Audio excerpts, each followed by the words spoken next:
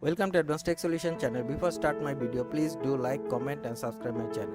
In this tutorial, I will show you how to create schedule backup or how to take automatic backup. That means if you are taking backup manually, then you can create schedule. So for doing that, you have to go to search option and then you have to go to task scheduler. Now you have to create basic task. Click on it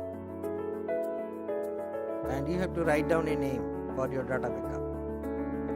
For testing purpose, I am writing here data backup.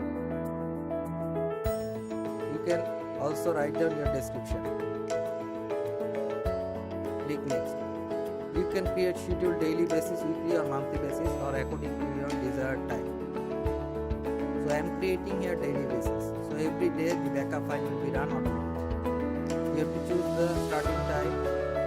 Starting date will be your current date and time. Which time you want to take the backup automatically. My system time is now 12:07 PM. So for testing purpose, I am selecting the time 12:09 PM. So every day 12:09 PM the backup file will be run automatically. Click next and then click next. Now you have to choose your backup file. My backup file is batch file. Whatever you file, you want to choose it.